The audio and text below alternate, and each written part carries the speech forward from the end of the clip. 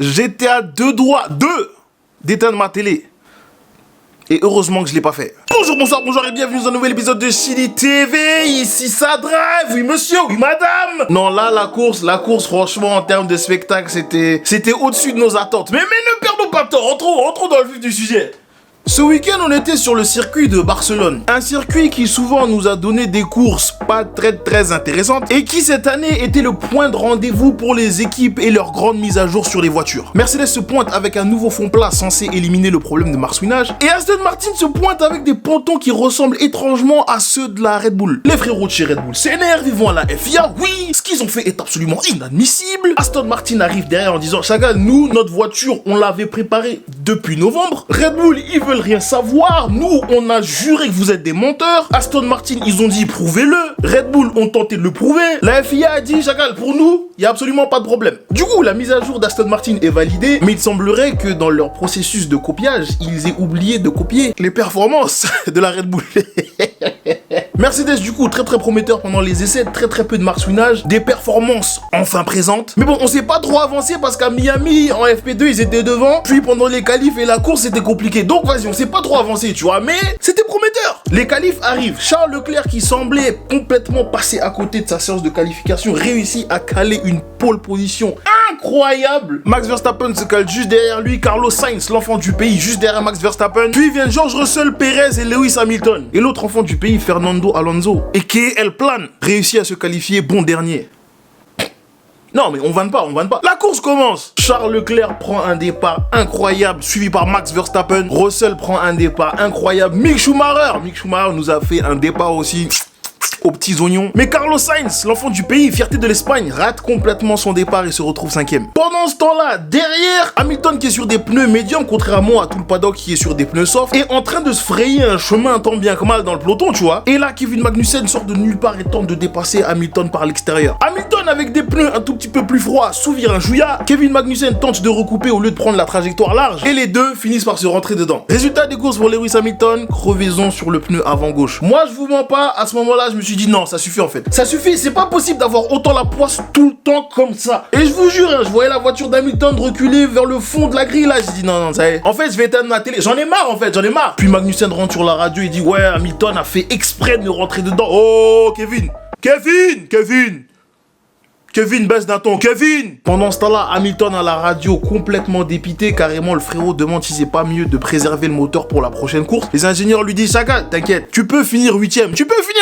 6ème tour, Carlos Sainz arrive au virage 4, freine et part en tête à queue. Oh, c'est un truc de ouf. En fait, Carlos Sainz, à chaque course, il y aura une dinguerie, c'est un truc de ouf. Tu sais, là, je commence à me dire, ouais, non, Sainz, je veux bien t'encourager, frère. Mais un peu de quand même. Puis comme si le destin voulait me faire mentir à propos de Carlos Sainz. 5 minutes plus tard, la même chose arrive à Max Verstappen. Dinguerie. Tu sais, je me dis, wesh, il y a de l'huile par terre au virage 4. Apparemment, d'après les ingénieurs, ce serait dû à un vent qui viendrait de l'arrière des monoplaces et qui déstabiliserait la voiture exclusivement dans ce virage 4. Heureusement, les deux frérots s'en sortent bien que mal et réussissent à sortir des graviers pour continuer leur course. Puis les tours suivants arrivent. Et là, on a des défenses monumentales de l'homme que l'on appelle George Russell. Fierté de l'Angleterre. Tour après tour, le frérot a calé sa voiture pile là où il fallait pour arrêter les Red Bull. C'est un truc de ouf. En fait, si vous n'avez pas vu le replay de la course, allez regarder le replay de la course parce que les mots ne suffisent pas pour décrire à quel point la défense de George Russell était exceptionnelle. Oh, c'est une dinguerie. Puis comme Perez n'arrivait pas à dépasser Russell, Perez laisse la place à Max Verstappen pour tenter de le dépasser. Et encore une fois, George Russell cale sa voiture là où il doit la caler. Oh, c'est un truc. George, chapeau. Mais il faut quand même souligner que le DRS de Max Verstappen marchait par intermittence. Non, soyons objectifs. Tour 25, le DRS de Max Verstappen semble avoir repris ses esprits, tu vois. Et dans la ligne droite des stands, il dépasse George Russell. George Russell prend sa main, met sa main dans son caleçon, attrape ses testicules et les pose sur le casque de Max Verstappen. Le frérot rentre dans le virage, ne se laisse pas faire et reprend la position à Max Verstappen. Non, c'est une dinguerie. Gars, j'en pouvais plus, j'ai pris ma chaise, je l'ai jeté par la fenêtre, c'était la foire. Pendant ce temps-là, Charles Leclerc est dans une silence, le frérot est devant, loin. Mais hélas, juste avant la mi-course, le frérot commence à avoir des problèmes moteurs. La voiture commence à ralentir. On voit les frérots de chez Ferrari faire de la place dans le box. Et Charles Leclerc est malheureusement contraint à l'abandon. Alors qu'il avait littéralement la course dans les mains. C'est une dinguerie. À ce moment-là, Russell est en première position du Grand Prix d'Espagne. Mercedes est de retour. Objectivement, on savait que c'était temporaire. Mais le fait de les revoir aux avant-postes, ça m'a fait chaud au cœur, frère. Ça m'a fait chaud au cœur. Tour 31, Pérez qui s'était arrêté quelques tours auparavant pour changer ses pneus, réussit finalement à dépasser le frérot George Russell. Et au 32e tour, Zhou Guanyu, fierté de la Chine, est malheureusement à son tour victime d'un problème moteur. Abandon pour le frérot Zhou Guanyu. Pendant ce temps-là, Valtteri Bottas, digne représentant des mangeurs de porridge, est dans le top 10. On sait même pas comment il est arrivé là. On savait même pas qu'il était là. Le frérot était là en train de chiller. Lando Norris qui apparemment était en train de se faire tabasser par le pollen. Et lui aussi dans le top 10 en train de chiller. On sait pas comment il est arrivé là, mais le frérot est là. Lewis Hamilton qui avait commencé cette course de la plus mauvaise des manières possibles est en train de faire une remontée tonitruante, le frérot. Genre on est à la mi-course, le frérot est genre 7ème. Non, les Mercedes sont là, frère. Les Mercedes sont là. Oui, monsieur. Puis quelques pit stops plus tard, vers le tour 45, 46, 47, 48, on voit que Pérez roule pas, tu sais, il bombarde pas comme, tu vois. Verstappen de son côté, derrière lui, il est en train de revenir, tu vois. Alors qu'au vu de la physionomie des choses, Pérez devait en théorie remporter ce Grand Prix. Les frérots rentrent sur la radio de Pérez en lui disant: Chagall, ouais, vous êtes sur une stratégie différente. Pérez, ministre de la Défense du Mexique, répond à la radio avec diplomatie: je ne suis pas trop d'accord avec cette décision, mais ok. Et au tour 49, Verstappen dépassera Pérez. 6ème course du championnat, déjà des consignes d'équipe. Chagall, chacun voit midi à sa porte. En tout cas, je vais pas dire Ferrari Autriche 2002, mais il y a eu un petit flashback, je vais pas vous mentir. Hamilton, pendant ce temps-là, est en train de bombarder, il dépasse Ocon et se concentre sur Carlos Sainz. Et au tour 53, Valtteri Bottas qui était en train de traîner avec les pilotes Mercedes. C'est en fait, j'ai l'impression que Valtteri Bottas, il a jamais quitté Mercedes. Dans toutes les courses, il traîne avec une Mercedes. On sait pas pourquoi, mais le frérot est là. Tour 53, Valtteri Bottas est dans la grande ligne droite suivi par George Russell. Et là, George Russell tente un dépassement de loin. Imagine, Bottas, il est vers Clignancourt. George Russell, il a commencé son dépassement de gif sur rivette. Loin.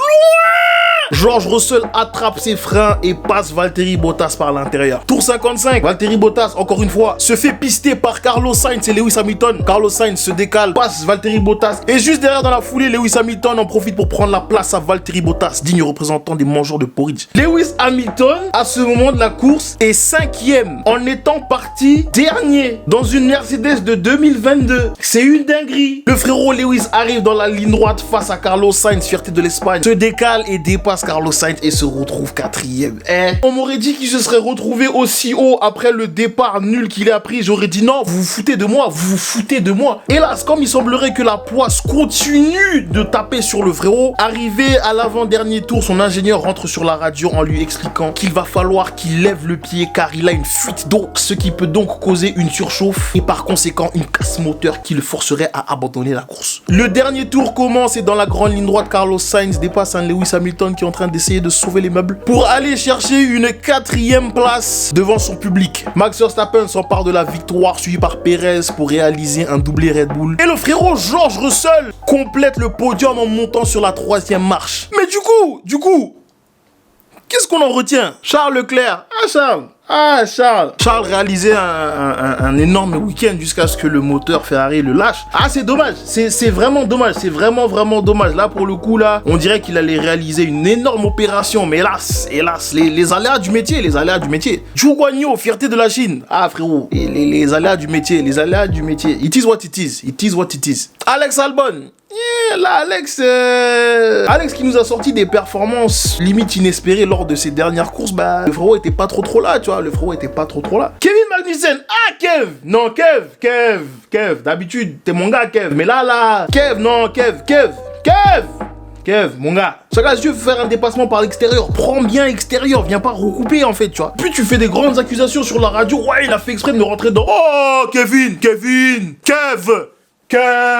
Nicolas Latifi. Alors, Pendant les essais libres, Nick De Vries qui est un pilote de Formule E, une autre catégorie de Formule, tu vois, qui a très rarement, voire jamais conduit une F1 de sa vie. Si vous pouvez me confirmer dans les commentaires s'il a déjà conduit ou pas une Formule 1 dans sa vie, j'aimerais bien savoir. Mais en tout cas, ce qui est sûr, c'est qu'il a beaucoup moins d'expérience que Nicolas Latifi. Nick De Vries a réussi à finir la séance d'essais libres devant Nicolas Latifi.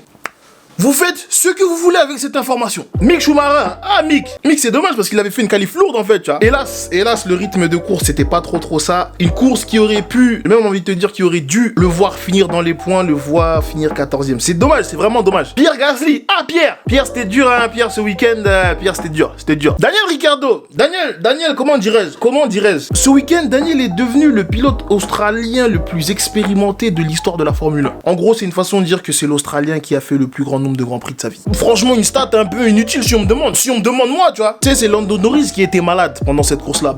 Au vu des résultats, on dirait c'est Daniel qui était malade en fait, tu vois. Sébastien Vettel. Sébastien, il était là, frère. Sébastien Vettel, il était totalement là. Pendant les qualifs, il était un peu déçu parce qu'il pensait vraiment avoir, tu sais, une voiture performante et il pensait vraiment avoir calé sa voiture en minimum Q2. Il est sorti en Q1. Mais là, le frérot, pendant la course, le frérot a représenté. Maintenant, il était pas dans les points, mais tu sais, il était à la porte, il toquait. Et là, on n'a pas ouvert, mais il toquait quand même, tu vois. Yuki Tsunoda, fierté du Japon, le frérot représente, le frérot a fait le taf. Autant l'année dernière, Pierre Gasly et Yuki Tsunoda c'était incomparable, autant cette année, j'ai l'impression Yuki il est là, frère, Yuki il est totalement là. Fernando Alonso, et qui est El Plan. Mais frère, franchement, moi j'étais le premier à vouloir le tailler, hein, mais là, non, bien. Il commence dernier, mais 9ème dans les points. Non, franchement bien.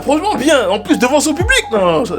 On est obligé d'applaudir, Lando Norris, j'allais le vanner aussi, je vais pas vous mentir, mais là, le frérot, gars, le pollen, c'est un bail atroce, alors j'imagine même pas devoir rester concentré et conduire une voiture de Formule 1 avec des éternuements, le nez qui coule, les yeux gonflés, ça doit être un calvaire. Non, franchement, le frérot, là, gars, faut être objectif, bien, franchement, lourd.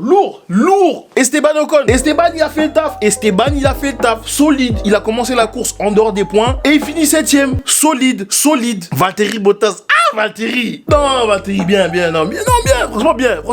Tu sais, c'est limite à se demander si le frérot a quitté Mercedes, il est tout le temps avec eux. Lewis Hamilton, Lewis, je suis désolé, vous débattez avec vos claviers si vous voulez, Lewis c'est l'homme du match, je suis désolé. Le départ de merde qu'il a eu et ne pas avoir envie de conduire au point où il a dit au frérot qui voulait préserver son moteur pour la course suivante, se remettre dans le bain pour remonter haut dans le classement comme ça là, non. Débattez avec vos claviers, le meilleur pilote de l'histoire de la Formule 1, débattez avec vos claviers, gars. Carlos Sainz, Carlos, je vais pas vous mentir, j'étais un peu énervé contre Carlos quand il a eu son tête à queue, tu vois. Mais quand j'ai vu que Verstappen l'a eu quelques minutes plus tard, je me suis dit, ok, peut-être c'était pas finalement de sa faute, tu vois. Mais encore une fois, la distance de niveau entre Charles Leclerc et Carlos Sainz est absolument effarante. Comment est-ce que t'expliques que Carlos Sainz était derrière en train de lutter pour une 4ème place, alors que Charles Leclerc était littéralement en train de chiller devant? Et en plus, j'ai limite envie de te dire que le facteur motivation pour Carlos Sainz était plus élevé vu qu'il était à domicile. En fait, on commence à manquer d'excuses pour Carlos, en fait, tu vois. George Russell, on va se répéter, mais George Russell, régularité. C'est un truc de ouf. Le frérot n'a pas fini au-delà de la 5ème place depuis que le championnat a commencé. C'est une dinguerie. La défense contre les Red Bull est à enseigner dans toutes les écoles de pilotes automobiles. C'était une masterclass. Sergio Pérez.